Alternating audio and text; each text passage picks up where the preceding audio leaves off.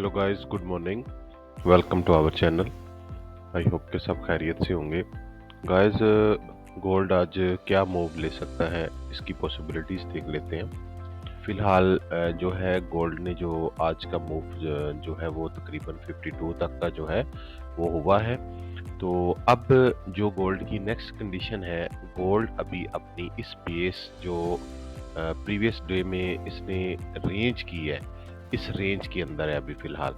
तो अभी जैसे ही इस रेंज को ब्रेक करता है, ये वाला एरिया अगर ब्रेक करता है तो गोल्ड की जो नेक्स्ट मूव होगी डाउन साइड के लिए, तो वो जिस लेवल से इसने ब्रेकआउट करके कल 23 के एरिया से मार्केट को ये अबव लेवल के लिए गया है, तो सेम उसी लेवल पे इसका जो है टेस्ट आएगा। तकरीबन फर्स्ट लेवल आपका यही होगा 23 का एरिया, और अगर इससे नीचे आता है तो आपका 20 का एरिया जो है, यहाँ तक गोल्ड की जो है वो लास्ट पॉइंट की सेलिंग होगी।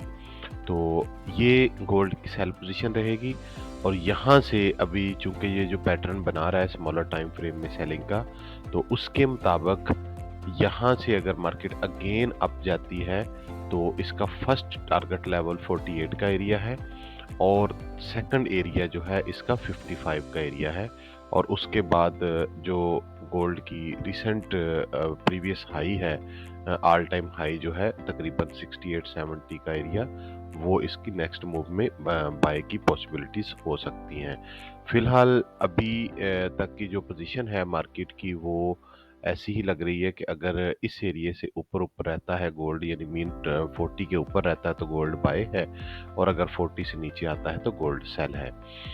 गाइस, यूएस ऑयल को देख लेते हैं कि यूएस ऑयल की क्या आज की पॉसिबिलिटीज़ हैं।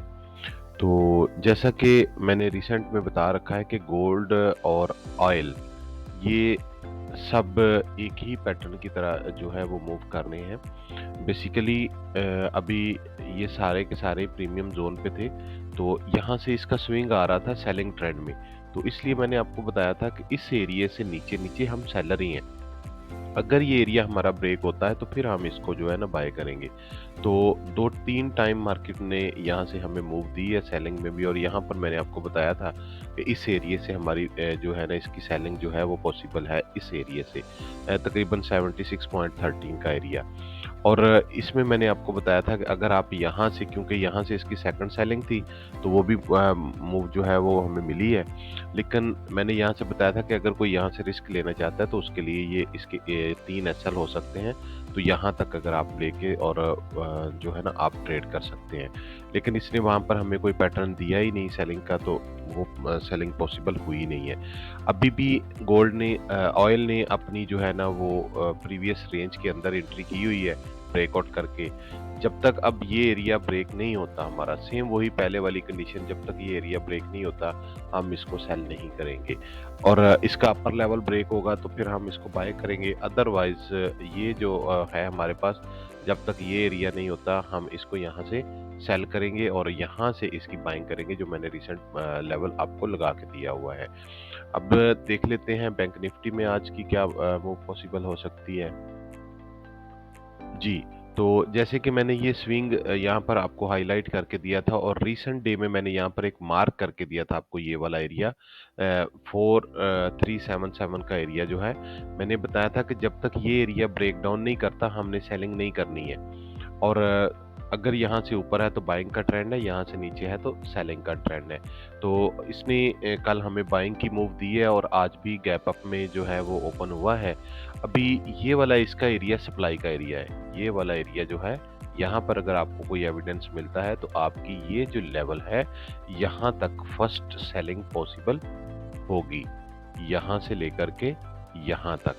तो अगर ये वाला एरिया आपका ब्रेक होता है तो यहाँ पर स्मॉलर टाइम फ्रेम में आप एविडेंस देखें, 5 मिनट में देख लें, आप 15 मिनट में देख के यहाँ से बाइंग कर सकते हैं। और ये आपका target, first target previous level, और देन सेकंड टारगेट आपका ये जो मैंने अपर लेवल के लिए पहले से मार्क करके बताया हुआ है, तो ये आपकी बाइंग लेवल जा सकती है। तो गाइज, ये आज के सेटअप्स हो सकते हैं गोल्ड में भी, यूएस ऑयल में भी, और आपके बैंक निफ्टी में भी। तो उम्मीद है कि आप सब केयरफुली इन्हें ट्रेड करेंगे और एक प्रॉपर एविडेंस देखने के बाद ही एंट्रीज लिया करें और मनी मैनेजमेंट और रिस्क रिवार्ड को जो है वो फॉलो किया करें। Thanks for watching.